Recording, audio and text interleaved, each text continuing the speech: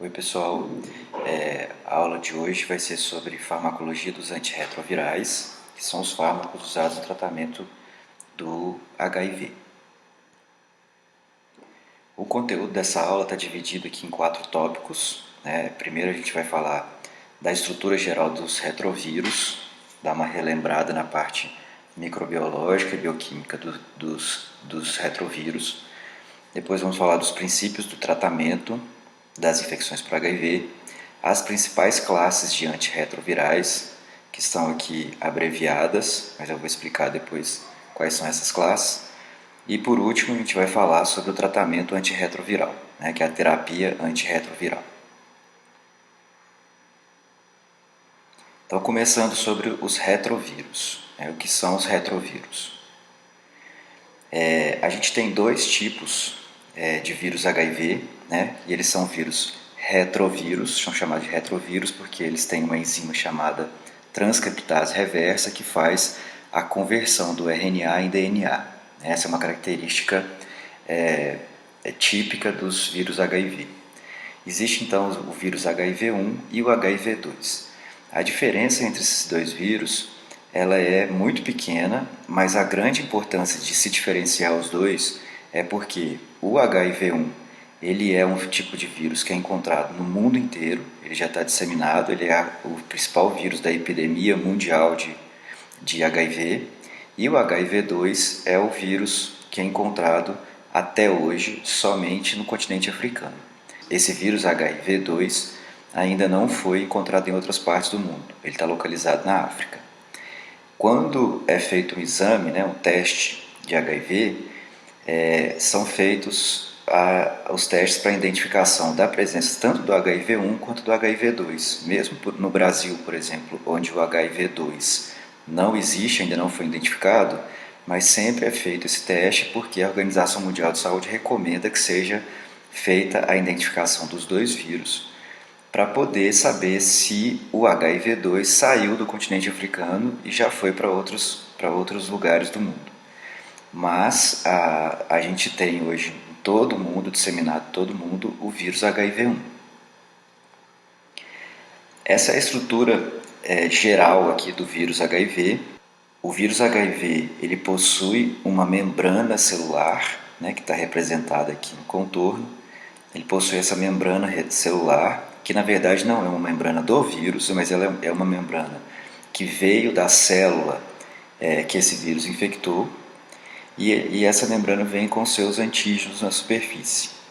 Esses antígenos eles são chamados de GP120 e GP41, que são os principais antígenos que a gente vai ver, inclusive, em relação a fármacos que atuam nesses antígenos.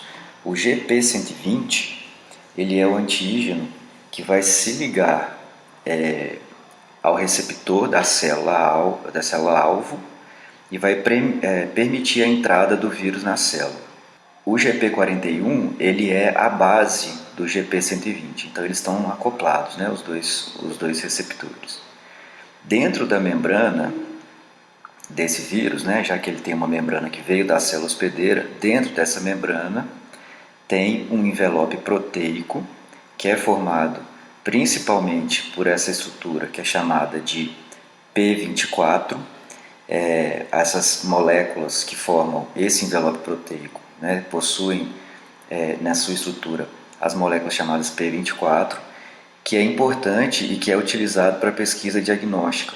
Quando faz um teste diagnóstico, o teste detecta o antígeno desse envelope, que é o P24. Então, o P24 é um antígeno presente nessa estrutura proteica do vírus. Dentro do envelope do vírus, possui aqui a molécula de RNA, geralmente o vírus HIV ele possui 2 moléculas de RNA, 2 cadeias de RNA, pode ter vírus que possui só uma, e também as moléculas de transcriptase reversa, que está representada aqui pela transcriptase reversa, e a molécula de integrase, que são 2 enzimas que são importantes para fazer a conversão do RNA em DNA dentro da célula hospedeira e para integrar esse DNA formado ao DNA da célula hospedeira, que nós vamos ver também como é que funciona isso. Essas enzimas, a transcriptase reversa e a integrase, mas principalmente a transcriptase reversa, elas são as enzimas base de todo o processo bioquímico e patológico do vírus HIV. Né? E além disso, existe aqui, dentro da estrutura aqui do vírus, né, dentro dessa membrana citoplasmática, essas enzimas chamadas proteases, que também são importantes para a formação de novas estruturas virais e são importantes alvos também de fármacos antirretrovirais. Então é importante sempre lembrar que, olhando uma estrutura do vírus HIV, a presença dessas proteínas de membrana, GP41 e GP120, né, elas são acopladas, as proteases e também as enzimas integrase e transcriptase reversa, porque elas serão os alvos principais dos fármacos antirretrovirais. Bom, então vamos ver como é que funciona o ciclo de vida do vírus HIV, para depois a gente entender como é que os fármacos vão atuar como antirretrovirais. Né? A primeira coisa que acontece é o vírus encontrar a célula hospedeira. Então o vírus ele encontra a célula hospedeira, como a gente viu no slide anterior, o vírus tem na sua membrana, que é uma membrana que veio de uma outra célula hospedeira, né? Ele tem o antígeno GP120. O GP120 vai encontrar dois receptores na célula hospedeira. Esses receptores que estão representados aqui de vermelho, eles são chamados de CXCR4 e CCR5. Eles também vão ser importantes para fármacos antirretrovirais. Ele vai se ligar então nessa estrutura e vai primeiro introduzir o RNA viral dentro da célula hospedeira.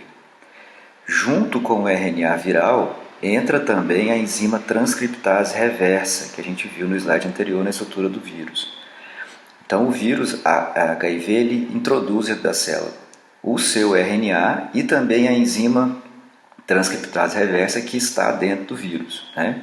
Essa enzima transcriptase reversa, ela vai pegar essa fita de RNA viral e vai fazer a transcrição reversa dessa fita, formando então uma molécula de DNA. E esse novo DNA que é formado, ele não é um DNA celular, né? Ele é um DNA do vírus, né, que foi produzido a partir do RNA viral por um processo de transcrição reversa.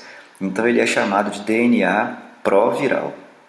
Esse DNA proviral vai depois então ser levado até o núcleo da célula hospedeira, e lá no núcleo da célula hospedeira ele vai encontrar com uma outra enzima, que é a enzima integrase, está representado aí por essa estruturazinha aí em roxo. Essa enzima integrase vai promover a integração do DNA proviral com o DNA da célula. Então esse DNA proviral ele se incorpora no DNA da célula hospedeira e esse processo é irreversível. Né?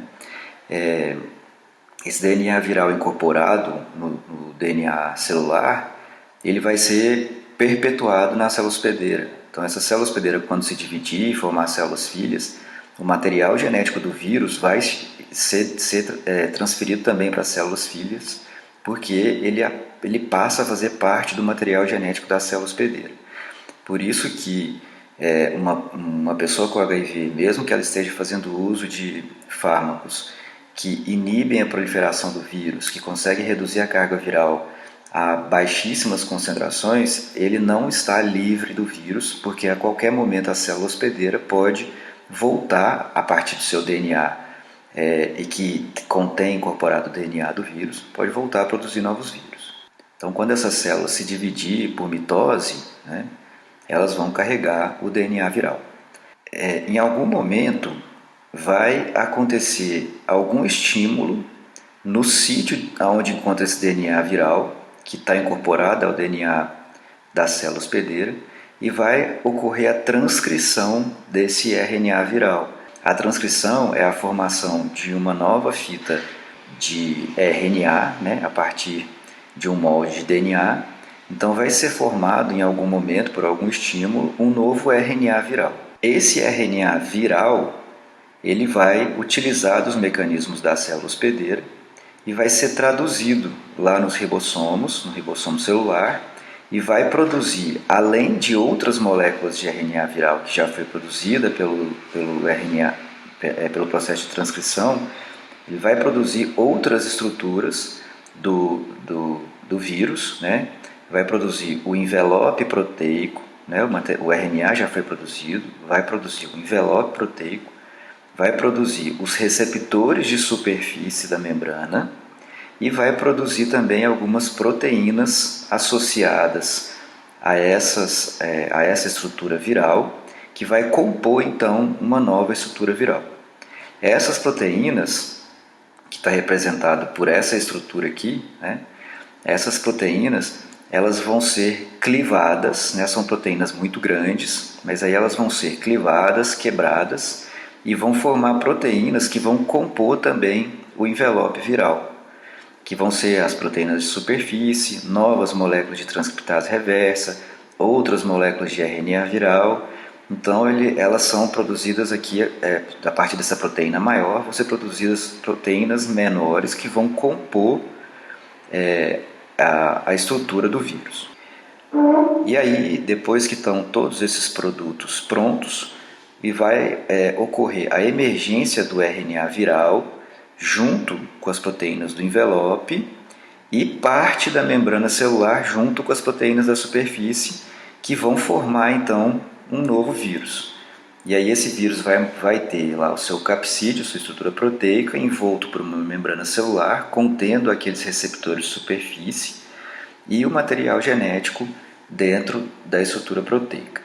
Bom, sabendo desse processo do ciclo de vida do vírus HIV, a gente pode entender qual será a base do tratamento.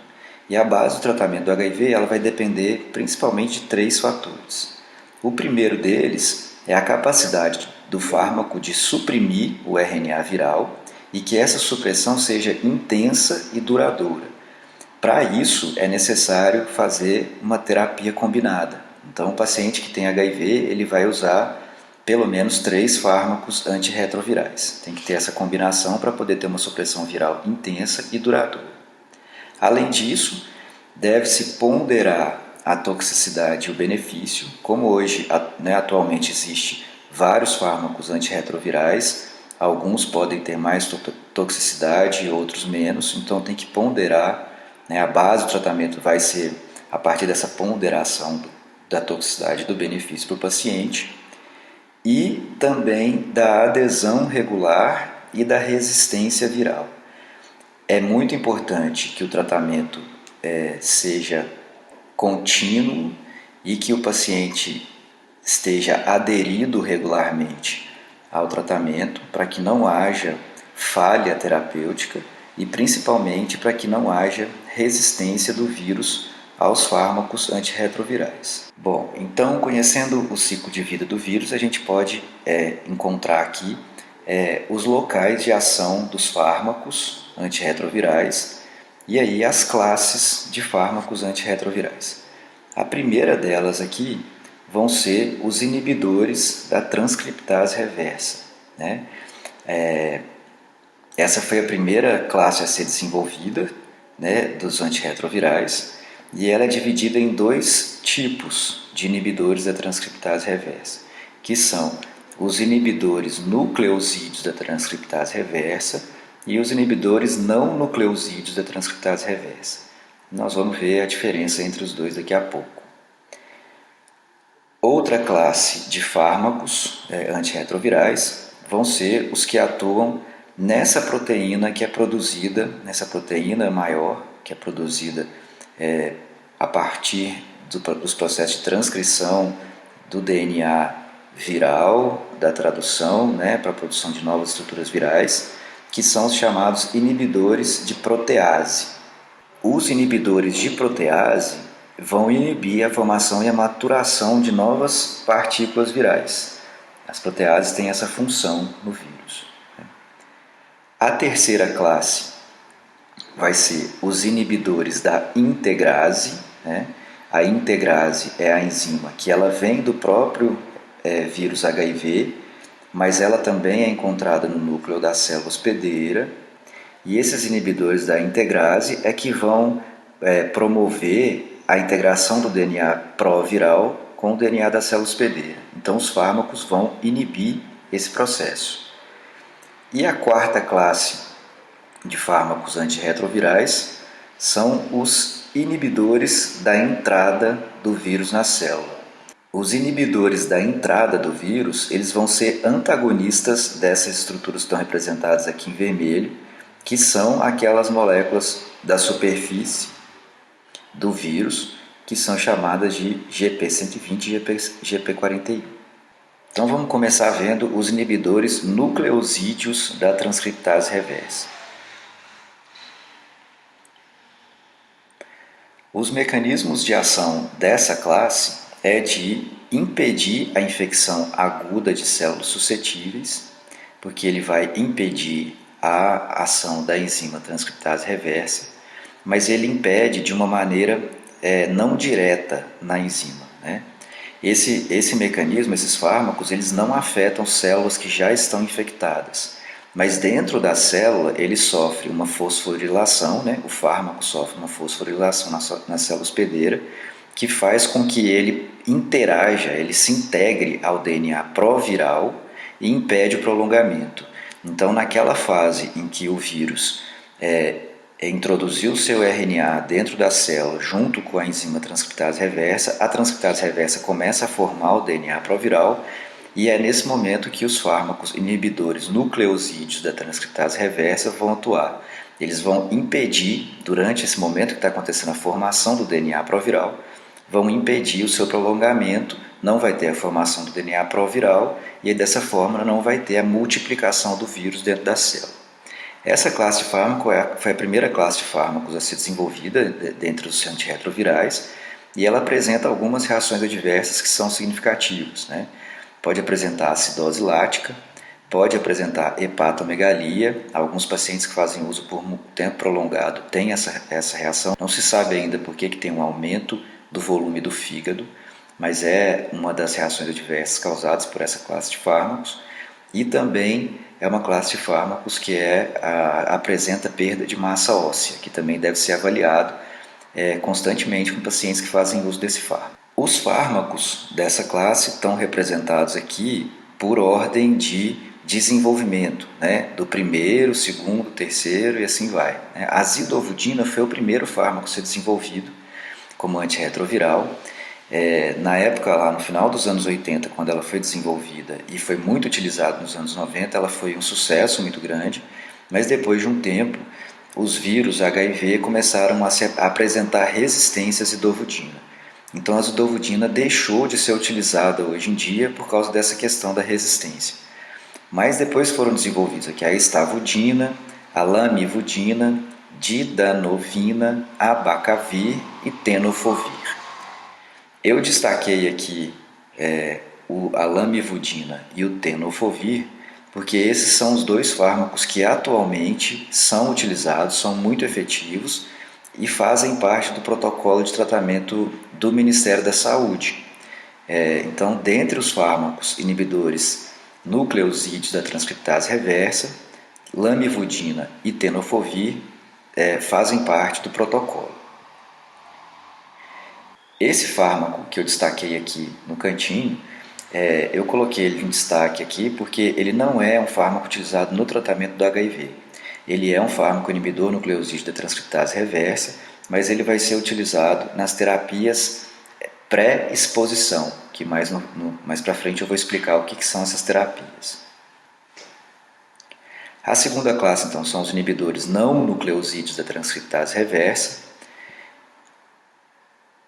O mecanismo dessa classe é de se ligar diretamente à enzima transcriptase reversa, então, diferente do anterior, que inibe a polimerização do DNA proviral, esse fármaco ele se liga direto à enzima transcriptase reversa, inibe essa enzima e, como consequência, vai inibir também a formação de um DNA proviral, né? Nesse caso, eles não dependem da fosforilação para agir e são fármacos que são metabolizados pelo citocromo P450. Isso aqui é importante de destacar porque existem reações de interação medicamentosa com esses fármacos no organismo. Em relação às reações adversas dessa classe, as principais são intolerância gastrointestinal, o aparecimento de exantema cutâneo e alterações do sono. Os pacientes queixam de pesadelos e de dificuldades de ter um sono tranquilo.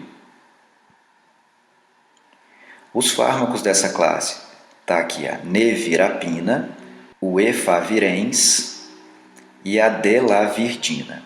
Destaquei também aqui o efavirenz, porque o efavirenz também faz parte dos protocolos de tratamento do HIV, determinados pelo Ministério da Saúde.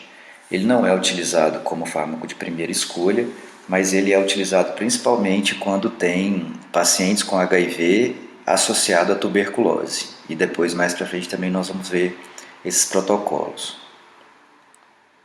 A terceira classe, que são os inibidores das proteases, o mecanismo desses fármacos, né, é de inibir as enzimas proteases, que são enzimas essenciais para a efetividade da formação de novas estruturas virais, né?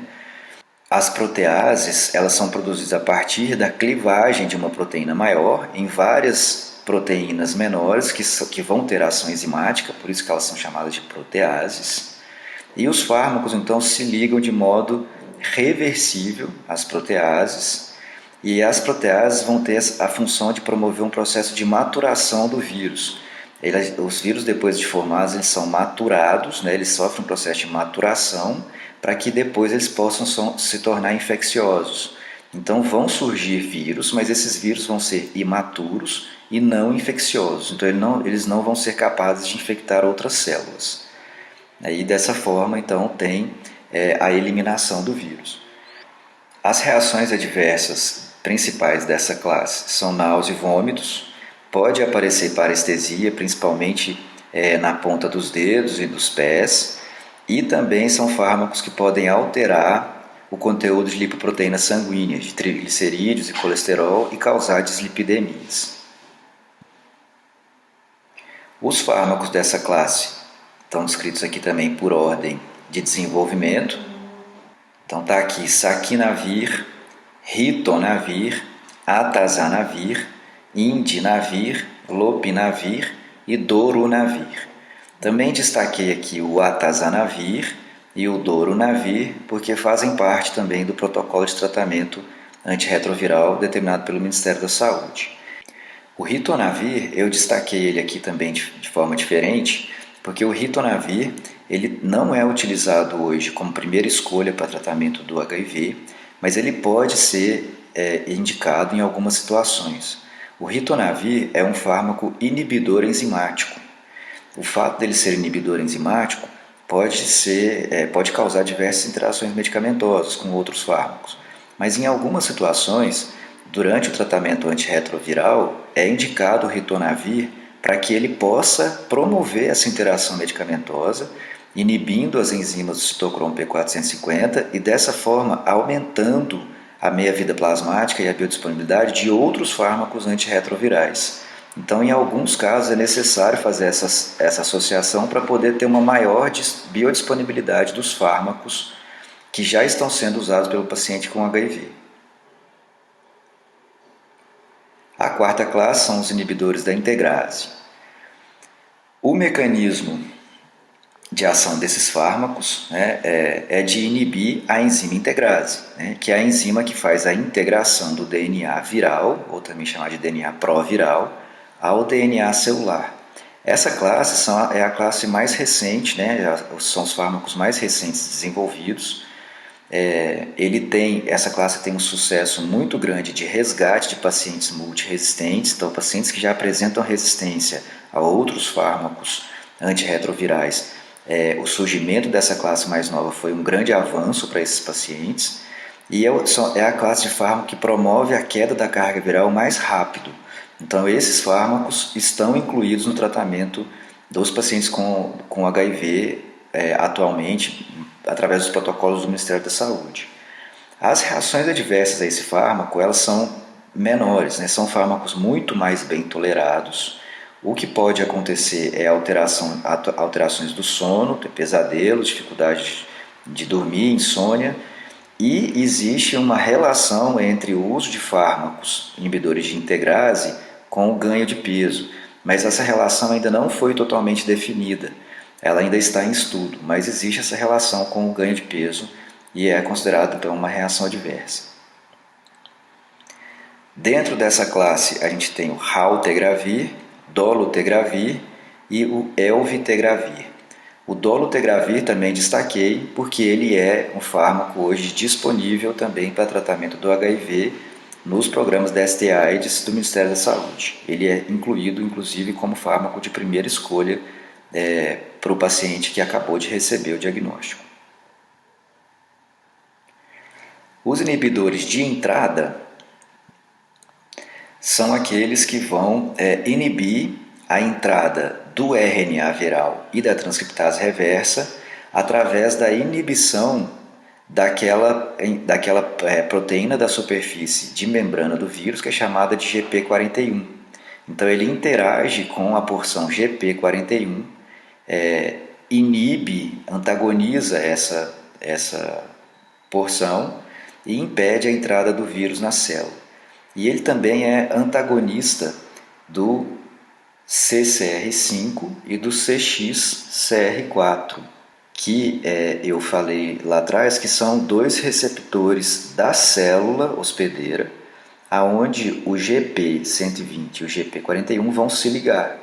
Então ele inibe, ele é antagonista desses receptores e interage então com o GP41 e dessa forma não permite que o vírus possa ter a ligação dele, dessas proteínas com os epítopos de membrana, e isso faz com que o vírus não consiga introduzir o seu material genético dentro da célula hospedeira. Essa é uma classe ainda mais nova, que ainda carece de mais estudos. As reações adversas são consideradas bem toleradas, mas pelo motivo de ainda necessitar de mais estudos, ainda não se sabe também muito bem sobre as reações adversas dessa classe.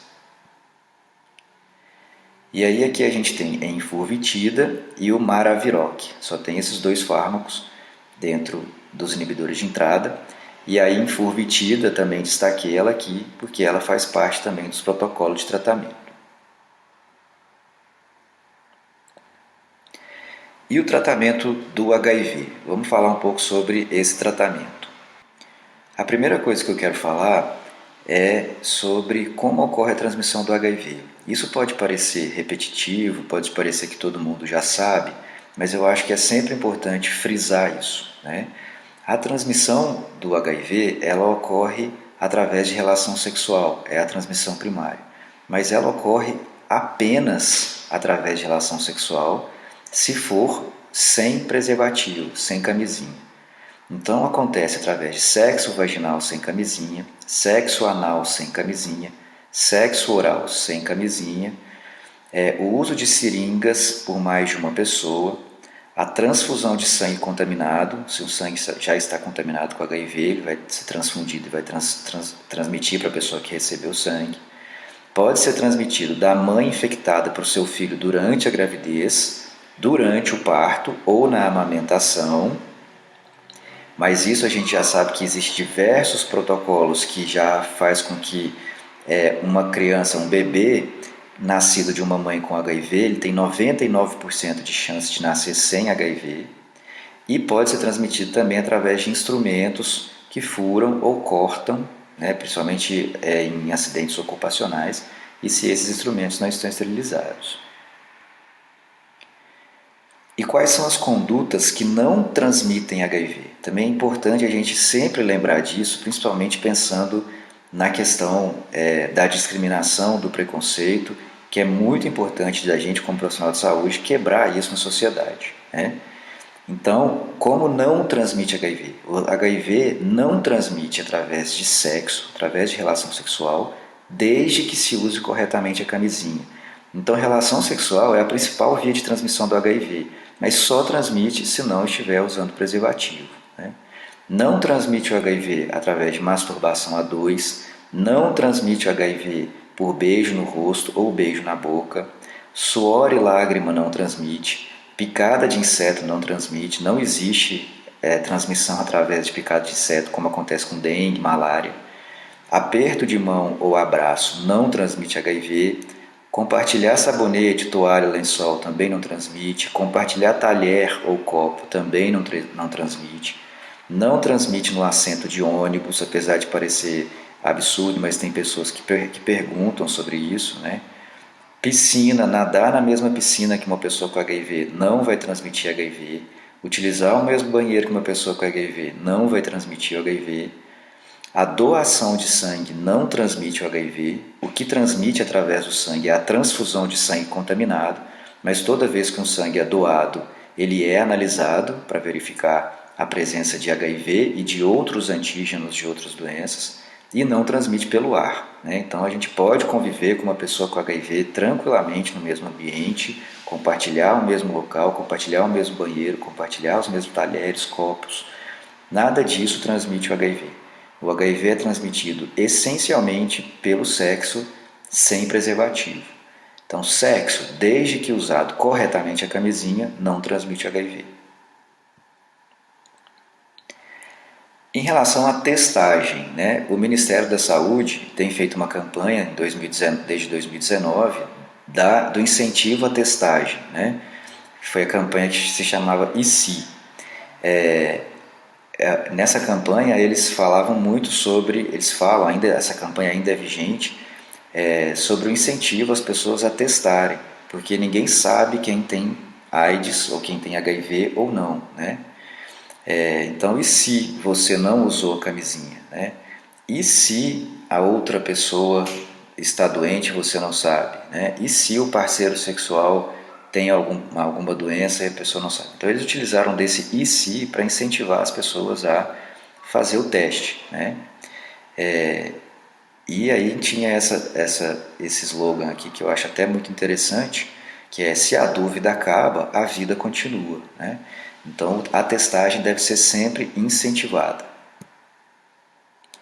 É recomendação da Organização Mundial de Saúde testar, né? A Organização Mundial de Saúde recomenda testar muitas vezes, testar toda a população, testar todo mundo que possa ser vulnerável ao vírus HIV.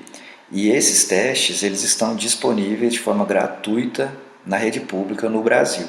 Então é sempre importante nós, como profissionais de saúde, incentivar a testagem, né?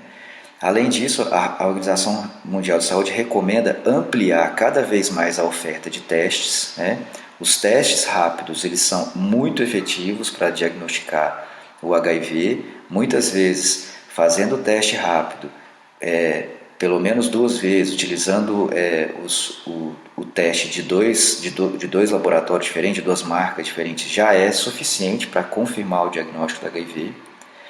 A Organização Mundial de Saúde também recomenda alcançar as populações vulneráveis. Então, além de testar, de ampliar a oferta de testes, é necessário que o serviço de saúde possa alcançar essas populações vulneráveis, populações que estão mais suscetíveis a adquirir infecções por HIV. E é recomendação da Organização Mundial de Saúde chegar a 0 de transmissão. Isso aqui é interessante porque muitas vezes, em algumas doenças, a Organização Mundial de Saúde recomenda nós precisamos reduzir até chegar a 10% de pessoas com a doença. No caso do HIV, a recomendação é chegar a 0 de transmissão. E para chegar a 0 de transmissão, o ideal, né, só é possível se testar, se tratar e se prevenir. Então isso é a recomendação para poder conseguir chegar a 0 de transmissão. Bom, a Organização Mundial de Saúde, ela preconiza, além do diagnóstico precoce, essa meta que é chamada de meta 90-90-90. Essa meta significa que os países devem se mobilizar para que as pessoas possam ser diagnosticadas, tratadas e ter a carga viral suprimida. Esse primeiro 90% aqui de diagnóstico, ele quer dizer que a Organização Mundial de Saúde preconiza que 90% das pessoas tenham o seu diagnóstico correto. E para isso é necessário ampliar a oferta de testes diagnóstico. Então que 90% das pessoas com HIV sejam diagnosticadas. Daqueles que são testados e que estão diagnosticados, é preconizado pela Organização Mundial de Saúde que 90% dessas pessoas estejam em tratamento, recebam tratamento antirretroviral de forma regular e gratuita. E dessas pessoas que estão em tratamento, a Organização Mundial de Saúde também preconiza que 90% das pessoas que estão em tratamento possam chegar a ter a carga viral totalmente suprimida, que é chamada de carga viral indetectável, ou seja, os exames mais sofisticados que a gente tem não conseguem detectar a presença do vírus. O que não significa que o vírus desapareceu, mas ele não é mais detectável nos exames. Então, todos os países, todos os governos que oferecem o tratamento do HIV, eles têm o objetivo de atingir essa meta, de 90% dos pacientes com HIV diagnosticados, 90% desses em tratamento e 90% dos que estão em tratamento com carga viral indetectável. Essa é uma meta da Organização Mundial de Saúde para ser atingida até 2030. Em algumas cidades, essa meta já é atingida. Divinópolis, por exemplo, é uma cidade que consegue atingir a meta 90-90-90. O que significa carga viral indetectável? Carga viral indetectável significa que a pessoa não deixou de ter o vírus, mas a carga viral dela é tão baixa que ela não é detectável pelos exames e já se provou através de estudos grandes, a partir de vários estudos, se provou que a carga viral indetectável não é mais possível de ser transmitida. Então, é utilizado esse símbolo em inglês, U igual a U, no português eles traduziram para I igual a I, que é a mesma coisa, né? Que undetectable é igual a untransmittable. No português, eles traduziram para indetectável é igual a intransmissível. Então, isso significa que uma pessoa vivendo com HIV, que tem a carga viral indetectável, ela não transmite o vírus para os seus parceiros. Isso já foi comprovado, através de diversos estudos, que uma pessoa com carga viral indetectável não transmite mais o vírus. Ela não tem a capacidade de transmitir o vírus.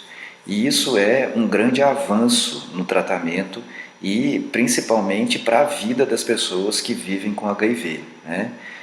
Para pessoas que vivem com HIV e que têm parceiros fixos, ou até as que não têm parceiros fixos, em muitos casos, por recomendação médica, né, o médico faz a avaliação, verifica que aquela pessoa tem carga viral indetectável e aí, nesses casos, ela pode até suspender o uso do preservativo. De qualquer forma, o incentivo ao cuidado e ao uso do preservativo sempre deve ser instituído, né? Bom, então quais são os princípios gerais da terapia antirretroviral? A terapia antirretroviral, ela é baseada na associação de 3 fármacos, sendo fármacos de 2 classes diferentes combinados, né? Então, geralmente são 2 fármacos de uma mesma classe associado mais um terceiro fármaco de uma classe diferente e que tem a menor toxicidade possível para o paciente. Qual é o tempo de tratamento da terapia antirretroviral? A vida toda. Ele é um tempo infinito. Então, o paciente começou a fazer uso dos fármacos, ele vai usar para o resto da vida, né? É uma doença crônica, ele tem que fazer a utilização desses fármacos constantemente. Os antirretrovirais disponíveis no Brasil para tratamento de pessoas vivendo com HIV, a gente tem a utilização dos inibidores da transcriptase reversa. Então tem aqui o tenofovir, lamivudina e abacavir, que são 3 fármacos disponíveis, e o efavirenz, que é um inibidor de transcriptase reversa, mas ele é um inibidor não nucleosídeo, como a gente falou anteriormente. 2 inibidores da protease, darunavir e atazanavir, e 2 inibidores de integrase, que é o raltegravir, o dolutegravir. A recomendação é sempre iniciar o tratamento antirretroviral no momento em que a pessoa foi diagnosticada com HIV, mesmo se aquele diagnóstico foi identificado uma carga viral muito baixa, né? Não existe mais atualmente um limite para se iniciar o tratamento antirretroviral. O paciente foi diagnosticado com HIV sem manifestar nenhum sintoma, sem ter nenhum sinal clínico, e às vezes com carga viral muito baixa. Mesmo assim, a recomendação é já iniciar o tratamento precocemente com os antirretrovirais. E mesmo se o paciente já estiver manifestando sintomas ou estiver manifestando alguma doença oportunista, junto com o tratamento da doença oportunista, deve também fazer a associação do tratamento antirretroviral. Então, o antirretroviral vai ser introduzido logo em que o paciente foi diagnosticado. O esquema de tratamento antirretroviral no Brasil, ele está resumido aqui nessa tabelinha, são utilizados esses fármacos. Os fármacos, o Ministério da Saúde, ele abrevia os fármacos, né, em letras, mas aqui está a legenda do que está escrito ali, né? Num tratamento inicial de adultos, né, que vão começar o tratamento, adultos que foram infectados no início do tratamento, vai fazer a associação de 2 inibidores da transcriptase reversa mais um inibidor de integrase, que é o dolutegravir, o tenofovir e a lamivudina. Sempre vai ter aqui a associação de tenofovir e lamivudina associada ao dolutegravir. Essa combinação desses 3 antirretrovirais, ela é excelente, ela é considerada padrão excelente para tratamento de pacientes que acabaram de ser identificados, diagnosticados com HIV, o uso correto e contínuo desse tratamento consegue chegar a estabelecer uma carga viral indetectável. Outros fármacos vão ser introduzidos em algumas situações específicas. Então, por exemplo, em co-infecção de tuberculose com HIV ou em pacientes gestantes, né, com HIV. E aí então pode-se associar o efavirenz, né, ou o raltegravir, que vão ser usados em situações específicas.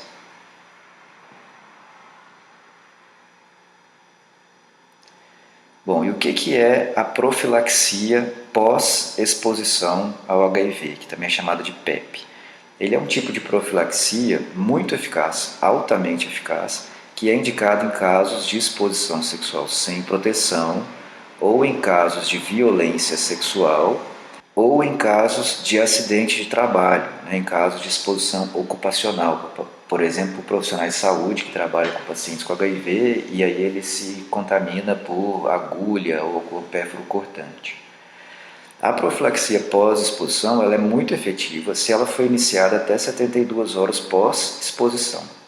E o tratamento, né, essa profilaxia, ela é feita com a terapia antirretroviral indicada pelo Ministério da Saúde, a mesma utilizada para um paciente que foi diagnosticado com HIV, por 28 dias. Iniciando o tratamento até 72 horas após a exposição com aqueles 3 fármacos, tenofovir, lamivudina e dolutegravir, o paciente fica livre do HIV, né? Mas deve ser feito o tratamento correto, no tempo correto, e é totalmente possível que essa pessoa não adquira HIV após fazer a profilaxia pós-exposição. E a profilaxia pré-exposição, que é chamada de PrEP. Ela também é feita através da utilização de antirretrovirais, mas ela é indicada para algumas populações chaves, que são chamadas populações chaves. O que são as populações chaves? HSH, que significa homens que fazem sexo com homens, profissionais do sexo, usuários de drogas injetáveis, de drogas intravenosas, a população trans e pessoas que é parceiro ou parceira de pessoas vivendo com HIV. Essa é considerada, né, esse grupo aqui são consideradas populações chaves para se indicar uma profilaxia pré-exposição. O que é utilizado na profilaxia pré-exposição? São utilizados 2 antirretrovirais, o tenofovir e o entricitabina, que é aquele primeiro que eu mostrei destacado lá nos inibidores da transcriptase reversa.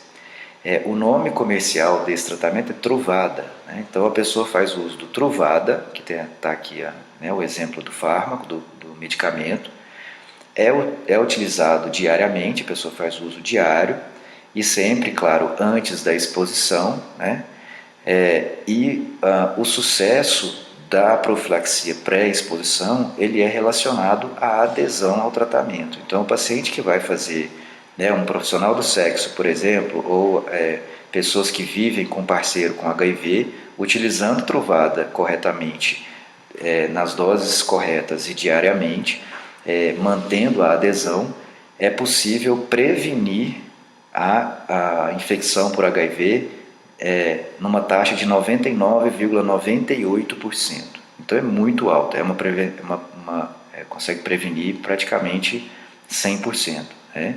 E é um tratamento com poucos eventos adversos, então é um fármaco com bastante vantagem, né, para populações que estão expostas, que estão mais expostas ao vírus HIV. De qualquer forma, nunca se deve deixar de indicar e de educar a população ao uso do preservativo, né? Bom, e aqui alguns detalhes em relação às mães ou às gestantes que vivem com HIV. Né? Mães que vivem com HIV têm 99% de chance de terem filhos sem HIV. Essas mães, elas têm o direito de receber o tratamento antirretroviral também. Elas podem receber e podem utilizar. É claro que existe algumas contraindicações ou alguns riscos do uso dos antirretrovirais durante a gestação. Né? O uso de antirretrovirais na gestação pode aumentar a resistência à insulina, pode desenvolver diabetes gestacional, existe o risco de pré-eclâmpsia durante o parto, existe o aumento da incidência de malformações congênitas. Isso ainda tem muitos estudos relacionados aos antirretrovirais, mas principalmente relacionado ao dolutegravir, que é o fármaco mais recente, que tem sido mais utilizado, mais efetivo atualmente. Ele é um fármaco que tem sido estudado a possibilidade dele causar malformações congênitas no feto, e também um maior índice de parto pré-termo ou de o bebê nascer com baixo peso. O risco de transmissão em gestantes sem tratamento é de aproximadamente 15 a 30%. Então, uma gestante sem tratamento é muito alto o risco do recém-nascido nascer com HIV. Mas as mães que vivem com HIV e fazem tratamento, a chance do filho nascer sem o HIV é de 99%, então é muito alto. Então, mulheres gestantes podem ter filhos sem HIV. E ainda relacionado às mulheres com HIV, as mulheres que tiveram filhos durante o período de amamentação, o uso de antirretrovirais deve ser continuado, mas as mulheres infectadas pelo HIV não devem amamentar seus filhos para evitar a transmissão do vírus pelo leite materno. O leite materno transmite o vírus para o recém-nascido. Porém, considerando isso, é uma política pública do governo federal brasileiro já há alguns anos, garantir que essas mulheres com HIV que tiveram filhos recebam a fórmula infantil até que a criança complete 6 meses de idade em substituição ao leite materno. Bom, e aí a gente termina aqui. Essas são algumas referências. Eu recomendo que vocês leiam esses artigos, né? Esse aqui, o segundo e o terceiro. E as referências da farmacologia estão nos livros aqui do Goodman e do Katsumi.